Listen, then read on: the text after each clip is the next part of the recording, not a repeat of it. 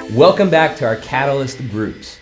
Last week, we looked at a saying that a lot of people use today, but turns out it's actually terrible advice for us to follow today, especially if we're wanting to follow Jesus. The phrase we looked at last time was, be true to yourself. What we're gonna look at this week is a phrase that I've heard tons of times. It sounds really good, and a lot of people follow this advice, but really, it's not always a good thing to do and follow, especially when it comes to following Jesus. But before I tell you the phrase we're gonna talk about today, because why would I do that? Let's look at the Bible passage we looked at last week and continue to work our way through it. Luke 9:23 says, Jesus said, "Whoever wants to be my disciple must deny themselves, take up their cross daily, and follow me. For whoever wants to save their life will lose it, but whoever loses their life for me will save it." What good is it for someone to gain the whole world and yet lose or forfeit their very self? Now, when we look at this verse, we can kind of reason out what it means, but the disciples and the people that Jesus said this to at the time, they didn't have the same context that we do. We have the entire Bible.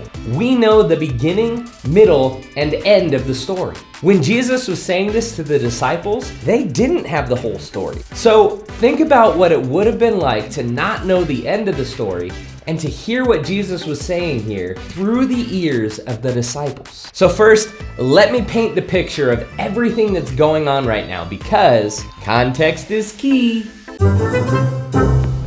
You're a fisherman. You've been following this Jesus guy for a little while because he asked you to follow him. You've seen him perform some different miracles, preach sermons, heal people. It's been a crazy ride, but it gets even crazier. Jesus just pulled you and 11 other guys together who've been following him with you, and he says, okay, I'm giving you authority here. Go out to different towns, cast out demons, heal sick people, and tell everyone about the kingdom of God. So you're like, this is crazy, but YOLO. You go and do what Jesus said to do, and then you come back and tell him everything that happened. But not only do you come back, this whole crowd follows you and the other 11 back to Jesus. So now you've got like 5,000 men following you, and all Jesus says to you is, feed these people. And you're like, with what? But Jesus insists that you feed the people. So you scrounge up 5 loaves of bread and 2 fish. You take it to Jesus and say, this all we got. And he prays over it and tells you to start handing it out. And you keep handing it out, handing it out, and handing it out until finally all the people are fed and there's 12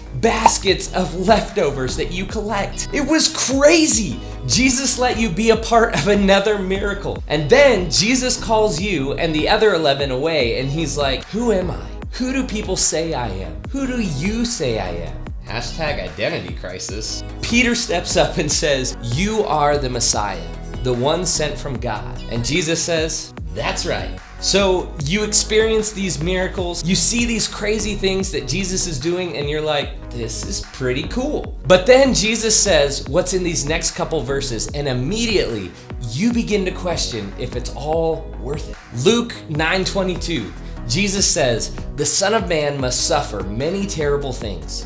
He will be rejected by the elders, the leading priests, and the teachers of the religious law. He will be killed, but on the 3rd day, he will be raised from the dead. And you're like, that sounds like a lot to go through and a rough life, but at least you'll come back from the dead. And then in the very next verses, Luke 9:23, Jesus said, whoever wants to be my disciple must deny themselves, take up their cross daily, and follow me. Follow you? Didn't you just say that you're going to suffer terrible things and be rejected and be killed? And now you're saying you want us to follow you?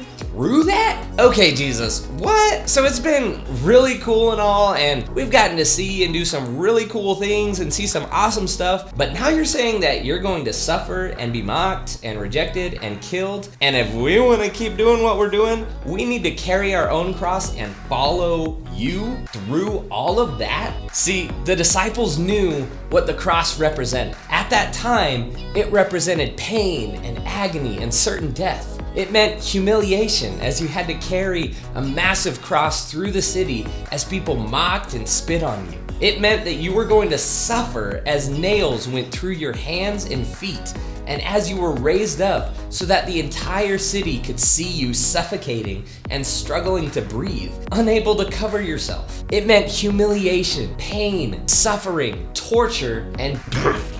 And Jesus is saying, if you want to be my follower, this is what it'll mean. And in that moment, it's a really good thing the disciples didn't get the advice from society today that a lot of people get. Do what makes you happy.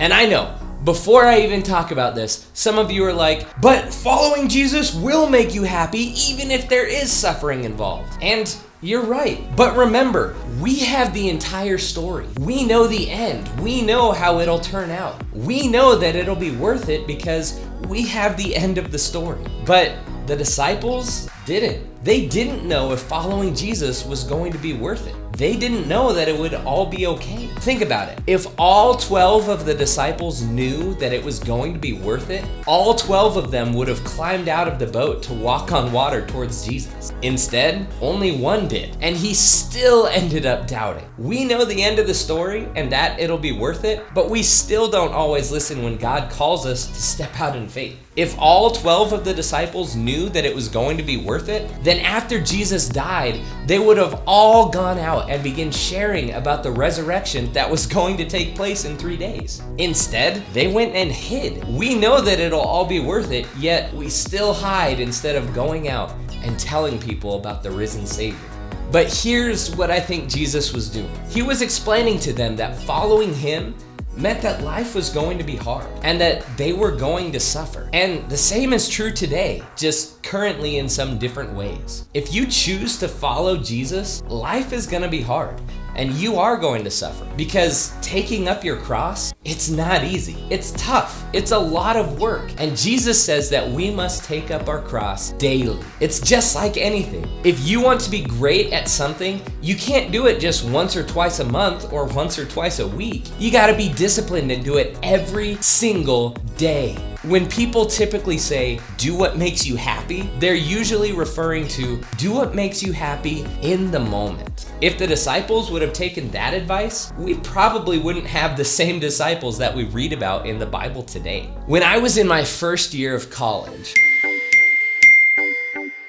I was in the ROTC program because I thought my life was going to be spent in the military.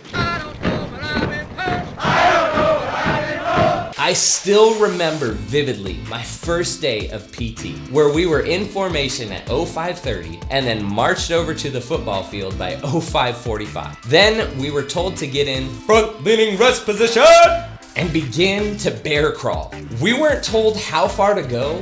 We weren't told how long we were going. They just said, go. So we did. And little 145-pound John, who had been doing 100 push-ups a day, thinking that would be enough to prepare me for this madness, started bear crawling. It wasn't too bad for the first little bit until they yelled, freeze! Front leaning rest position! 25 on count. Ready? 1, 2, 3, 4. And we had to do 25 push-ups on someone else's count after bear crawling however far we went, which, like I said, wasn't so bad for the first little bit. But then once we finished the 25, we kept bear crawling. And every 15 yards or so, they would yell out, freeze! Front leaning rest position!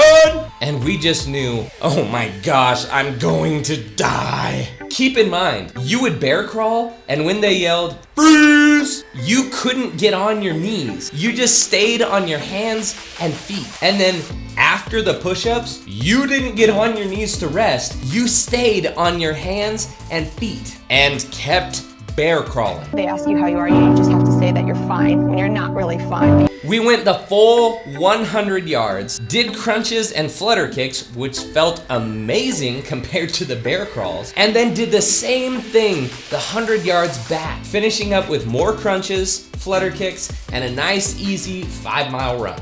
That was day 1. Now, the next morning, my alarm went off at 0500 and my eyes shot open, and the last thing that I wanted to do was get out of bed and go in formation for another PT. If I'd have done what made me happy in the moment, I would have chosen the extra sleep and the ability to feel my arms for the next week. But I didn't. And at PT that morning, if I would have done what made me happy in the moment, I would have walked up to the sergeant major, slapped him across the face, and then went back to bed. There were only a few times during PT that year that I was actually happy. Most of the time, I just had to embrace the suck, as we said. It was awful. It was exhausting. It was difficult. But because I went through it, I not only felt better and was healthier, but I was also better prepared for many things that I was potentially going to face. Jesus himself even asked God to take the cup of suffering from him and said, if there's another way for this to happen, let's do that. We forget the fact that Jesus was fully man as well as fully God. That meant that he suffered the same physical pain that we can. Do you think that Jesus was carrying that cross after being spit on, whipped, and mocked, and he was like, I'm so glad I get to do this? No! Jesus was hurting. He knew that he was headed to his death. It wasn't a do what makes you happy time for him. But Jesus knew that it was going to be worth it. The pain, the suffering, the agony, it would all be worth it for the sake of those he loved. Hebrews 12:2 says, for the joy set before him, he endured the cross. So all of this to say, when Jesus said, whoever wants to be my disciple must deny himself, take up his cross daily, and follow me, which is an invitation that's open to all of us today, he was saying it's not going to be easy. Following Jesus means that we're going to experience pain and hardship and humiliation, rejection and loneliness. If we follow the advice of do what makes you happy in the moment, then we aren't going to follow Jesus. Does being rejected by your friends when you talk about Jesus make you happy? Does being made fun of in the lunchroom at school because you decided to pray before you ate make you happy?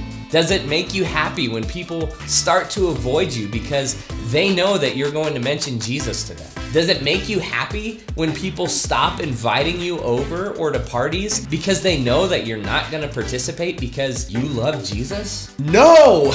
Rejection, being made fun of, those things aren't going to make us happy in the moment. My question is, how do we do it? How do we take up our cross daily? Well, there's 2 things that we need to do. Number 1, embrace the suck. And number 2, remember the why. So number 1, embrace the suck. Realize that difficult times come with the territory of following Jesus. The world is under the influence of Satan, who doesn't want anyone to follow Jesus. Since we live in this world, we need to realize that if we want to follow Jesus, there's going to be opposition. There's no way out of it. There's no compromise. You're either in or you're out. And if you're following Jesus, there's going to be difficult things and times where it seems like everything just sort of sucks. But that's where number 2 comes into play, which is remember the why. Remember why you are choosing to live this life in the first place. If you've chosen to believe in Jesus, remember why you made the decision to follow him. Remember the pain and suffering that he went through to show how much he loves you.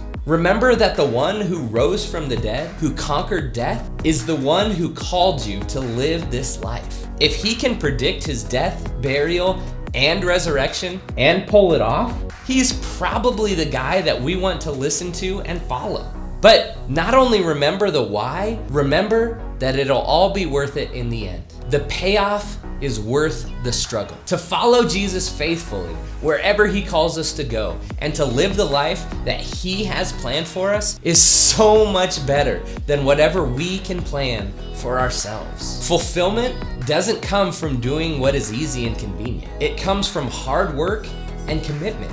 James 1:12 says, "Blessed is the one who perseveres under trial, because when he has stood the test, he will receive the crown of life that God has promised to those who love him." Galatians 2:20 says, "I have been crucified with Christ, and I no longer live, but Christ lives in me. The life I live in this body, I live by faith in the Son of God who loved me and gave himself for me." So if you really want to be a follower of Jesus, realize that it's not going to be easy. Following Jesus isn't about doing what makes you happy. It's about taking up your cross daily. Embrace the suck, remember the why, and let's live our lives following Jesus wherever he leads.